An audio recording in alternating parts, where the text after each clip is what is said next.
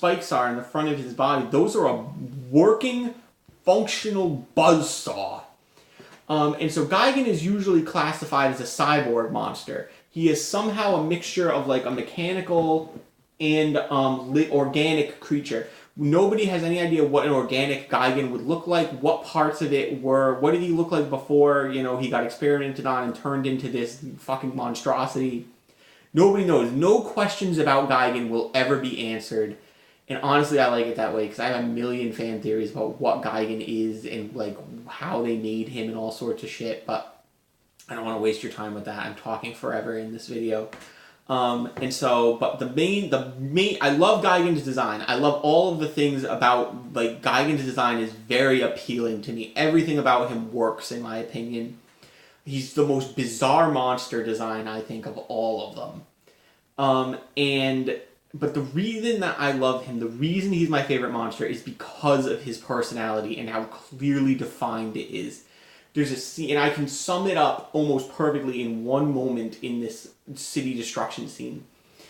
First off, they show Gigan, like, using his buzzsaw on buildings, and, like, in this movie, it's just, like, the circular saw is going, and he, like, walks into a building, and it just starts, like, cutting into the building, like, and you just see it from the outside. It's, I guess, implied that they evacuated the city before all this happened, but in the IDW had a really good comic series for a while, a few years ago, about Godzilla.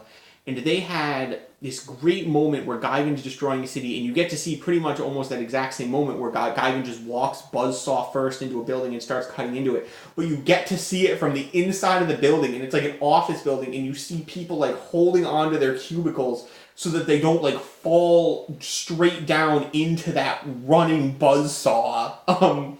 And so in that way, Gigan is horrifying if you're a human. Gigan destroying a city, like, he doesn't have any beam weapons, which technically in the canon, yes, he does.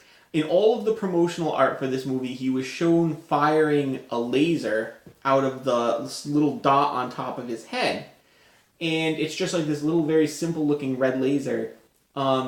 He never does it in the movie, but in all the promotional material, he was shown doing it, and in like the books Toho have published since the movie came out, which are considered canon, that like just like explain the monsters a little bit. They all mention that Gigan can fire some kind of a laser, and so it's never really explained why he doesn't do it. Most people assume that it's just not very strong, and so he just chooses not to use it most of the time. But Gigan doesn't do any of that. Gigan smashes. He walks up to buildings and he just starts smacking them with those claws. He buzzsaws them. He like just runs through them. And in my favorite moment, the one I keep building up to, the one that cements Gigan's personality to me early on, there's like a department store on like the ground floor of a building. And we see this scene from inside the department store. We're looking out at like the mannequins in the window. And Gigan walks up to this building, and he stands there for a second, and he lines up his foot with the window, and he kicks in the store window. He doesn't, like, walk into the building or something. He intentionally kicks in a department store window. Like, King Ghidorah is a planet-destroying, like, death-eating, horrible eldritch monster from space. But Gigan is just a bad dude. Like, Gigan is just fucking mean, and he loves being evil. He is having a blast just being a complete and total bastard this entire movie. I have never seen a kaiju put so much effort into doing something so petty.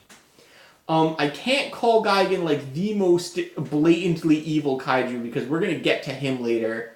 But Gigan is, I would give this second most just blatantly evil kaiju, like, very easily. He is just chaotic evil.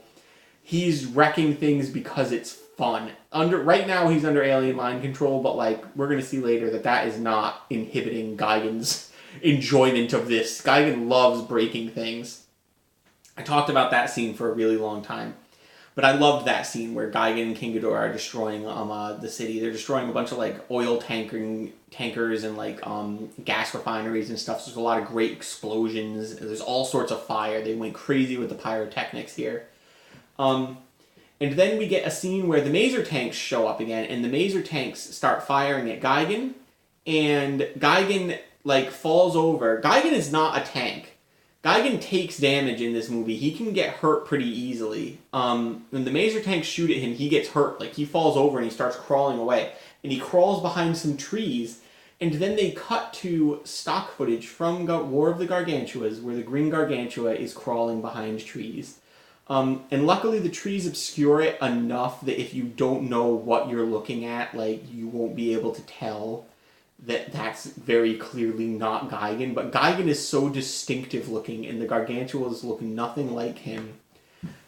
It's still pretty obvious that that's not Gigan behind the trees while the Maser tanks are shooting at it. Like, the scenes with the Maser tanks and War of the Gargantuas are some of the highlights of that movie. They're great scenes. I get why Toho wanted to use them again, but they don't fit in this movie, like, even a little bit. And so then we get finally Godzilla and Anguirus show up, and they're ready to fight Gigan and King Ghidorah, and the fight starts off in the city, and it moves very quickly to World Children's Land. So the fight in the beginning in the city is pretty good. It's clear early on from watching that Godzilla thinks King Ghidorah is the bigger threat here. Godzilla focuses a little bit on King Ghidorah early on because Gigan takes damage so easily, and so he kind of lets Anguirus fight Gigan a little bit more. I love this tag team dynamic, by the way. Like, the two villain monsters versus two hero monsters is a really great like setup for these fights. I always liked that. But anyway, so Godzilla focuses on fighting King Ghidorah a little bit early in the fight, which means you get a lot of stock footage from Ghidorah the Three-Headed Monster, all of which takes place during the day. And so that's really jarring, but luckily at some point he realizes that Gigan actually is the true threat here, and so he starts focusing on fighting Gigan. And so the fight moves to World Children's Land pretty quickly, and Gigan is laying the smackdown on Godzilla pretty hard at this point. He's managed to get a few really good hits in. King Ghidorah is getting some good hits in too. Anguirus is trying his best, but Anguirus is an underdog in all of these fights. He also doesn't have any fancy tricks up his sleeve. He doesn't have any laser weapons. He's walking on all fours all the time, so he's not even a particularly big monster. But he's trying his best in this movie to be Godzilla's ally and to help him. But King Ghidorah and Gigan managed to team up on Godzilla quite a few times, even with Anguirus there. Both of these monsters outclass Anguirus a little bit. And so Gigan gets some good hits in on Godzilla. He makes him bleed. This was the first time this ever happened. Godzilla had never bled before. But Gigan flies up into the air and he gets his buzzsaw going, and I'll show you, he like swoops down and he catches Godzilla in the shoulder, and blood starts, like, it's not like a little cut, like blood is like spurting out of Godzilla's shoulder, and Godzilla falls to the ground. And he manages to like knock his head around a little bit, and so Godzilla gets a little disoriented, and Godzilla's like disoriented, and he looks up and we see Godzilla tower, and we're seeing this from Godzilla's point of view, which is a really great idea, where it's kind of like foggy looking. Godzilla's taking a lot of hits to the head right now, and so he's kind of like foggy looking, and he's looking at this tower that looks like him, and it's like, you know, we get Godzilla brain for a minute. Godzilla doesn't understand that this is a building that looks like him. He thinks this is another monster, and he kind of like hits himself in the head a couple times because he's trying to like get his vision back, and like he's trying to figure out what he's looking at right now. And right then, the Space Hunter aliens start firing their laser at Godzilla, and this laser fucks Godzilla up. This thing is like, Godzilla can't even move while he's being hit with this. He falls down the first time it hits him, and he stays down. They keep firing this thing at him, and he cannot get up, cannot rejoin the fight. And so now it's Anguirus versus Gigan and King Ghidorah on his own, because they won't let him get to Godzilla to help him. And then we get a good scene where Anguirus tries to charge Gigan, and Gigan turns his buzzsaw on and like cuts Anguirus' face all up. And just we get some great scenes during this part of the fight where Godzilla is incapacitated.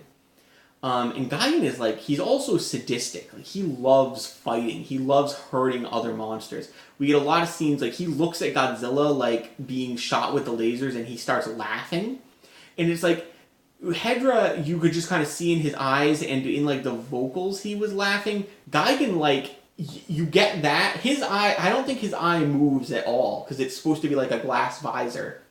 But they make up for it in, like, his body language, because they play, like, a very, like, laughing version of his roar, and he, like, puts his scythe down at his sides, and he kind of, like, bends forward a little bit to laugh. Gigan's such a fucking asshole. I love it. And so Godzilla's just getting wrecked. Anguirus doesn't have much he can do, and so the humans decide that it's sort of up to them to destroy Godzilla Tower. And the Self-Defense Force, they can't do it, because if they try to, like, march the Maser tanks up there, King Ghidorah and Gigan will destroy them. And so the main characters come up with a plan, and it is probably the stupidest final, like, human plan in the Godzilla movie that actually works, where what they do is, it's like a fucking Looney Tunes sketch, actually, now that I think about it. They get, like, 12 enormous boxes of dynamite that, like, very clearly, they say, like, TNT on the front of them. And they just waltz right into the World Children's Land. They waltz right into Godzilla Tower. They walk through the front door. There's no one in the lobby because everyone's up in the tower watching Godzilla get fucked. And they go inside and they open the elevator and they put all this dynamite into the elevator. And then they pull out a drawing, very clearly a black and white caricature-looking drawing that Gengo has made of all of them, like, pointing guns out. This thing doesn't look real. This isn't like a hyper-realistic looking drawing. This is a black and white, like, ink drawing of the characters, and they put that up in front of the dynamite. It doesn't even obscure all the boxes, and then they send the elevator up. And so, meanwhile, Godzilla's still getting shot with the laser. Anguirus can't do anything to beat Gigan and King Ghidorah. He tries to fight King Ghidorah, and we get the shot from Destroy All Monsters where he gets carried up into the air and then dropped, and then King Ghidorah lands on him. But we don't get it out of order. Anguirus bites King Ghidorah's tail, and King Ghidorah shakes him off, and then we get the shot of him landing on Anguirus, and then Anguirus bites his neck, very abruptly jumps to him biting King Ghidorah's neck, and then King Ghidorah carries him up into the air, and Anguirus falls. I don't know why they chopped that scene up. It was fine the way it was. If they were just going to reuse it again, they should have at least used the actual full scene. Whatever. I didn't make the movie. It's not my choice. So I'm sure they had some reason to do it that way. But anyway, so then their plan works. The elevator gets to the top floor, and it opens, and the World Children's Land, like, goons see it, and they shoot at the drawing, and they blow up. That TNT is enough to blow up the entire head of Godzilla, of the Godzilla Tower. Godzilla Tower is, like, essentially just, like, it's headless now, so it doesn't have the laser anymore. And we get, as that happens, like, right after that happens, my other favorite human scene in this movie, where they show Fumio is lying under some rubble. Max is back, by the way, in case you're wondering what I'm doing off screen here. We get Fumio lying under the rubble, and it's him. It's like the person Fumio, and he calls out to the director. He's like, "Are you there?" And then you hear the director's voice at first. They're like, "Yes, I'm here." And they cut over to it, and it's a giant cockroach. He doesn't have his human suit anymore. It's a cockroach. It's an actual living cockroach that they have, like, superimposed under this rubble squirming around, and they put the guy's voice over it. And so what was almost this very emotional moment where Fumio and the director are dying, and they're talking to each other like, how could our plan have possibly failed? Like, we put so much work into this. How could this have happened? It could have almost been a touching moment between these two villainous characters who have been together the whole movie, and it's completely ruined because they've panned over to a giant cockroach. And then Fumio turns into a giant cockroach too. And the two of them just have this moment together and then they die. And so now, the main point of this is A, Godzilla is no longer getting shot with that laser, but B, Gigan and King Ghidorah are no longer under anyone's control because the Space Hunter aliens are dead. And so now, for the first time, we get to see Gigan completely uninhibited. The chains are off, being the full Gigan he can be. And believe it or not, he becomes more of an asshole now. Godzilla doesn't, like, jump up triumphantly to start fighting again. He clearly is very hurt, and he has a really difficult time getting up again. Like, there's a few shots of him, like, trying to stand up and, like, falling back down, and then he'll try to get up again. And Gigan's watching this. Gigan and King Ghidorah don't just, like, go right back to what they were doing. They have a moment of disorientation where they don't know where they are and, like, or what's going on. And so you'd think that, like, maybe they'd leave, but no. Gigan sees this opportunity. He doesn't have any idea who Godzilla is, but he sees Godzilla struggling to get up, and he runs over and he kicks him in the leg, and Godzilla falls down, and then he kicks him in the head, and he's laughing, and he's just kicking Godzilla while he's down, and then he gets his scythe under Godzilla's arm, and he picks him up, and he starts bashing him in the head with the scythe, and Godzilla's head starts bleeding. And Anguirus can't do shit. Anguirus knows this. He's standing in the background and he is clearly like, oh god, like I have no chance against these two right now. And Gigan picks Godzilla up and he drags him over to where King Ghidorah is and he lays Godzilla's defeated body at King Ghidorah's feet. And he goes up to King Ghidorah and he's like, look what happened, look at Godzilla. And they start laughing. Gigan is just having a fucking blast right now. He loves the fact that he is beating up Godzilla when Godzilla is defenseless. Very, very entertained with himself. Oh, and he also has the gall to, while Godzilla is down, he goes like this. He does the international, interplanetary, understood throughout the entire universe sign for suck my dick. And I cannot believe it. Gigan straight up tells Godzilla to suck his dick while Godzilla is hurt and down and bleeding. I fucking love Gigan. I love him. And so, finally Godzilla manages to get himself back up and rejoin the battle, and he starts wailing on Gigan right away. And King Ghidorah might as well not be here in his opinion. After that bullshit Gigan just pulled, Godzilla is taking him down first. And we get some great shots of Godzilla wailing on Gigan, throwing him down to the ground. Gigan's still putting up a fight, you know, but Godzilla is clearly dominating this battle. And Anguirus and King Ghidorah fight a little more. Their parts of the fight aren't that interesting, unfortunately, because a lot of it's stock footage. We get a great scene where Godzilla is essentially, like, teabagging Gigan. Like, I shit you not. Like, I'm going to try to show it to you again. I love having these toys here so I can sort of, like, play out some of these scenes. Gigan's lying on the ground like this, and Godzilla's, like, standing above him, and he's, like, straight up, like, smashing his crotch into Gigan's chest over and over again.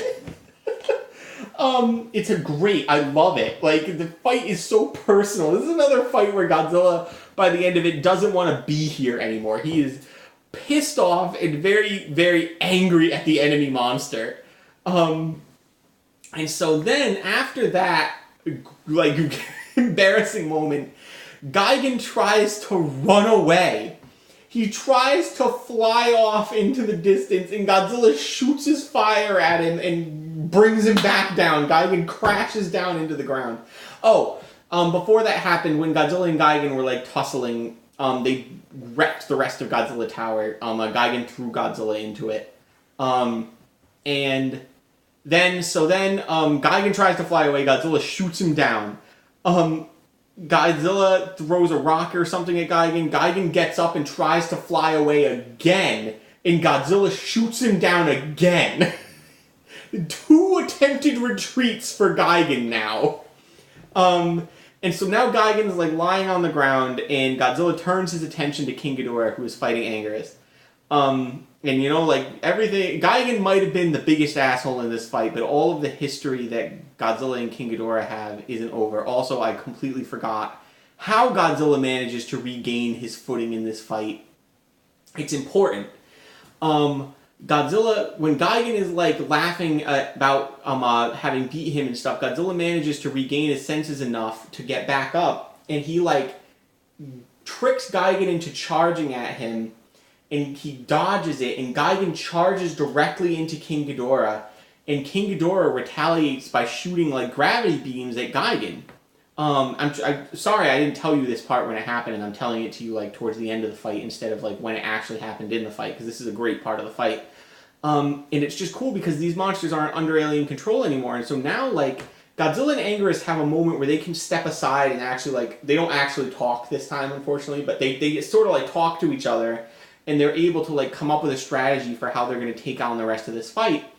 And while that's happening, Gigan and King Ghidorah are like borderline about to start throwing down. Like King Ghidorah is like making a lot of very threatening gestures and noises, and Gigan's like swiping at him the heads a little bit with his claws. Like they're about to fight. Like the Gigan King Ghidorah alliance has broken.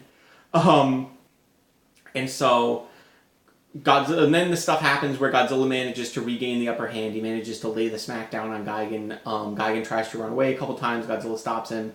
Gigan's laying down now. He's not going to try to run away again yet. And so Godzilla starts focusing on King Ghidorah. All the history Godzilla and King Ghidorah have has not been forgiven, and King Ghidorah still needs to get his ass kicked. And so Godzilla convinces Anguirus to jump backwards at King Ghidorah and knock him over into Gigan, mind you. And then Godzilla gets behind King Ghidorah, and he grabs King Ghidorah's heads and like bends them backwards, like bends them completely backwards. And he motions for Anguirus to move in. And this is another trend that's going to happen for like the next 3 movies. I think there will be a part where a monster holds one of the enemy monsters down, and one of the ally monsters comes in and starts like wailing on him while he's being held down. So he motions for Anguirus to come in. And Anguirus does this cool move where he like jumps spikes first into King Ghidorah while Godzilla's holding him, and he does that 3 times. 3 times he jumps backwards, spikes first into King Ghidorah's chest, and then Godzilla, not to be robbed of his great King Ghidorah defeat, he's got King Ghidorah by the head and he flips him completely over. You know, like I said last night about the Toho and their suits, they came up with like this bitch empty, yeet, you know, like idea very quickly where they realized they could take the guy out of the suit and then throw it very easily. And so Godzilla flips King Ghidorah over, and then he does it again. The same shot is shown again, but it's slowed down a little bit.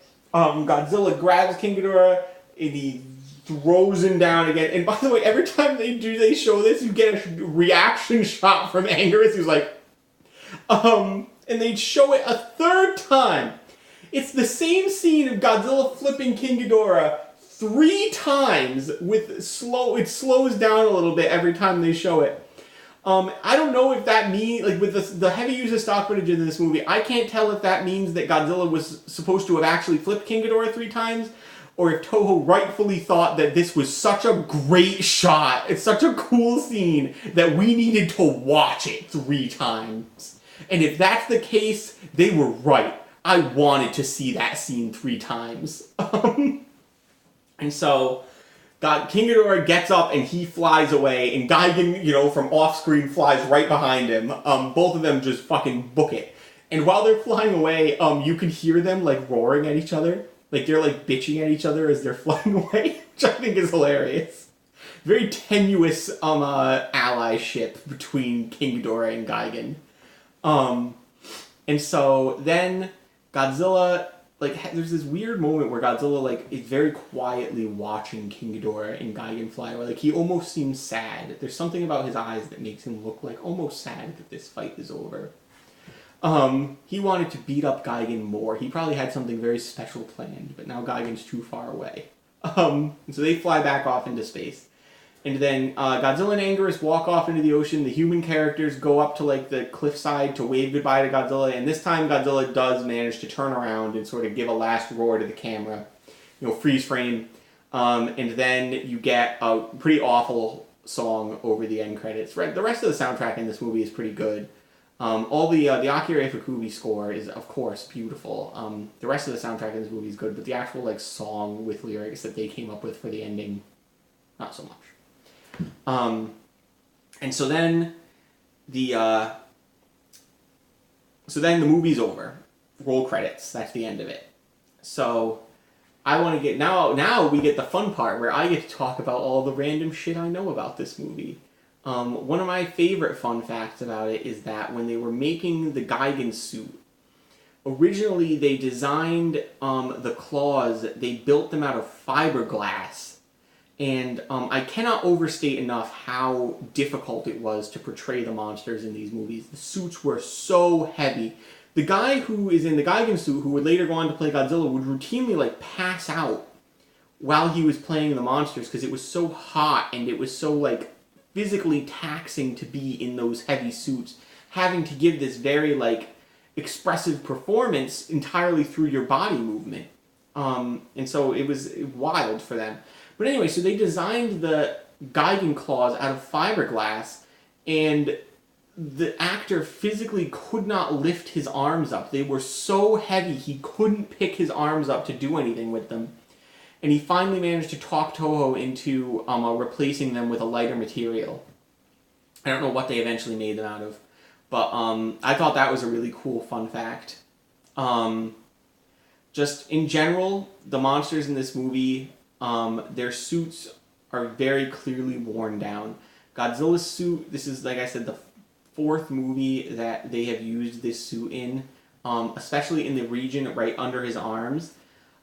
There's like pieces of the suit hanging off. Like, it's falling apart. The suit is physically falling apart in this movie. This suit, the one that they used for this movie, Hedra, Destroy All Monsters, and Godzilla's Revenge, is one of the best like Showa Godzilla suits. I love this suit. But they used it for so many movies that it started falling apart. And so next movie we're actually going to get my favorite Showa suit. But they just used this one too many times. And it's sort of unfortunate that, for its last movie and also for Haruo Nakajima's last movie playing Godzilla, the suit wasn't in very great shape. Haruo Nakajima still does a great performance. Like, he still is fantastic in this movie. I've pointed out the scenes where he's trying to get up and he's so like drained by that, being hit by that laser all those times he can't do it. The scene where he's like hitting himself in the head to try to like clear his vision. Godzilla just gives a great performance. Haruo Nakajima goes out with a great performance. I mentioned the King Ghidorah suit's in rough shape. Even the Anguirus suit, which, I mean, it couldn't have been that old. It was just the only other movie they really filmed new scenes with it was Destroy All Monsters. But in this movie, like, it's got, like, algae growing on it, it looks like, and stuff. It's just, especially the scene where he's in the bay and they're shooting the missiles at him. The Anguirus suit's in tough shape, too. Gigan is the only monster that really looks like tip-top in this movie. And this movie is honestly, it's all about Gigan, in my opinion. Like, that is the reason to watch this movie. The human plot is fun. I'm sure you could pick that up from me talking about it. The characters are fun. You get some great lines. You get some great scenes. The villains are cool. Like, you get some great set pieces. Even though the monster action doesn't really pick up until the second half of the movie, like towards the third act, the human plot carries it well enough that you don't really miss